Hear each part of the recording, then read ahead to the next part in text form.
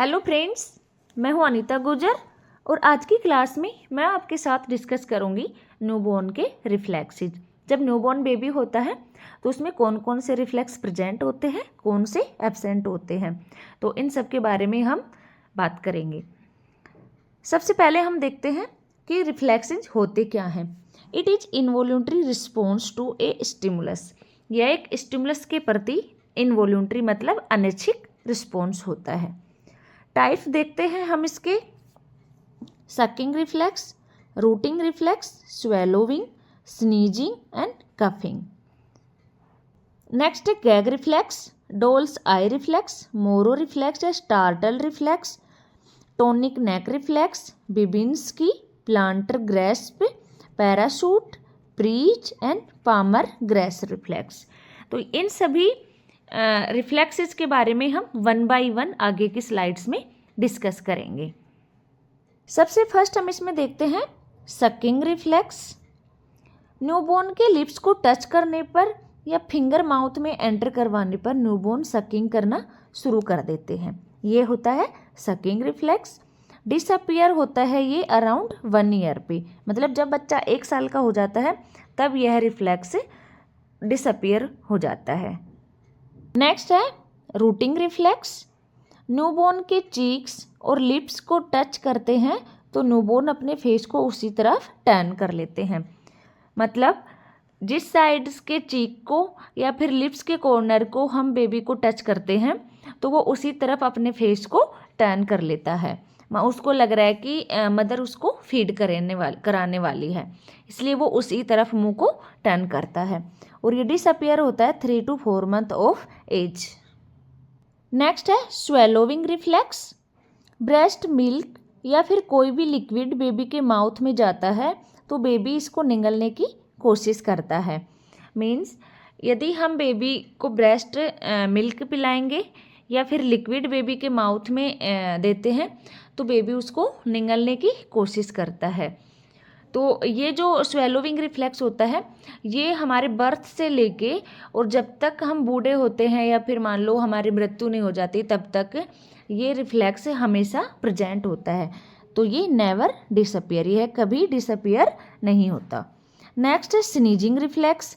यदि न्यूबॉर्न के अपर एयरवे में फॉरेन पार्टिकल टच होता है तो उसके रिस्पॉन्स में न्यूबॉर्न को छींक आती है। यह भी कभी डिसअपियर नहीं होता क्योंकि छींक भी हमेशा मतलब कि बच्चे से लेके बूढ़े तक आती है। तो छींक का जो स्नीजिंग रिफ्लेक्स होता है वो भी डिसअपियर नहीं होता है। नेक्स्ट है कफिंग रिफ्लेक्स। यदि न्यूबॉर्न के लोअर एयरवे को फॉरेन पार्टिकल स्टिमुलेट करता है तो उसके रिस्पॉन्स में न्यूबॉर्न को खांसी आती है और खांसी भी कभी डिसअपियर नहीं होती। नेक्स्ट है गैग रिफ्लेक्स। न्यूबॉर्न बेबी के बैक ऑफ द माउथ या फिर बैक ऑफ टंग को फिंगर, स्पून या फूड से स्टिमुलेट करते हैं तो स्टमक कंटेंट रिगर्जिटेट होता है और यह भी कभी डिसअपियर नहीं होता। इसको बोलते हैं गैग रिफ्लेक्स। नेक्स्ट है मोरो रिफ्लेक्स या फिर स्टार्टल रिफ्लेक्स।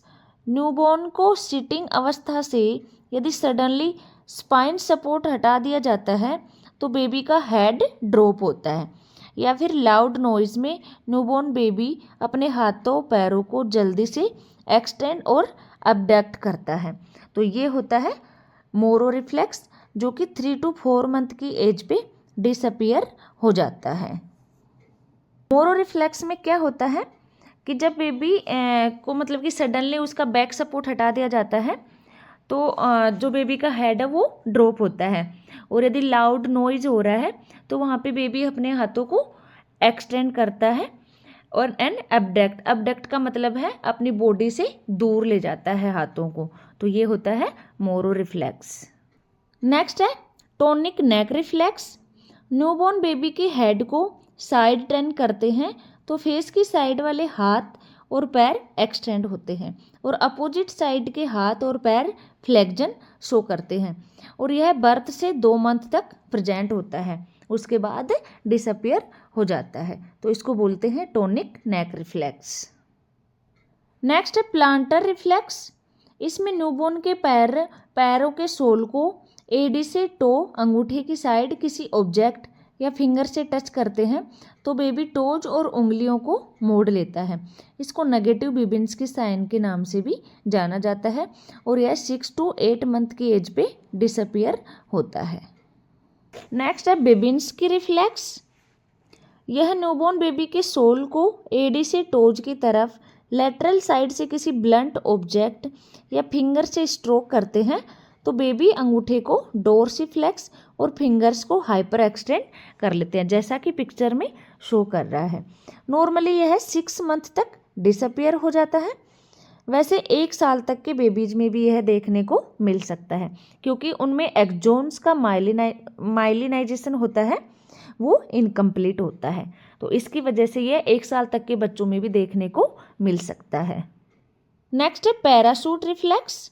न्यूबॉर्न को ऊपर हवा में उछालने पर वह अपने हाथ पैरों को एक्सटेंड करता है और यह रिफ्लेक्स 6 मंथ पर अपीयर होता है। मतलब ये जन्म से बेबी में प्रेजेंट नहीं होता, 6 मंथ की एज पे बेबी में यह रिफ्लेक्स प्रेजेंट होता है और फिर कभी डिसअपियर नहीं होता। नेक्स्ट है प्रीज reflex.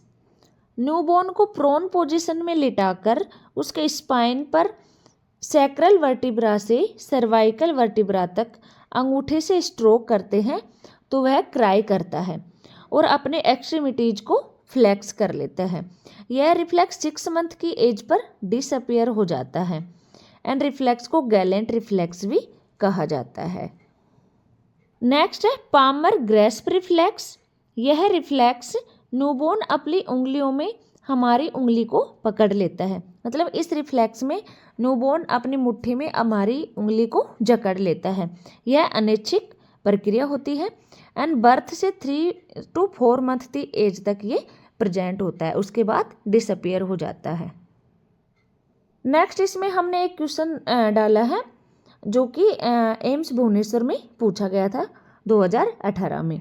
All of the following reflex present at birth except, मतलब बर्थ के टाइम सभी प्रेजेंट होते हैं एक को छोड़ के। Palmar grasp reflex, tonic neck reflex, parachute reflex and Moro reflex. तो ये भी बर्थ के समय प्रेजेंट होता है, टोनिक नेक रिफ्लेक्स भी एंड मोरो रिफ्लेक्स भी। अभी हमने पढ़ा था जो पैराशूट रिफ्लेक्स होता है वो 6 मंथ की एज पे प्रेजेंट होता है, उससे पहले बेबी में वो देखने को नहीं मिलता और फिर कभी डिसअपियर नहीं होता। तो इसमें आंसर आएगा पैराशूट रिफ्लेक्स।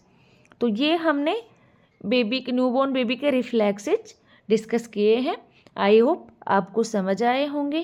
Thank you. मिलते हैं नेक्स्ट क्लास में।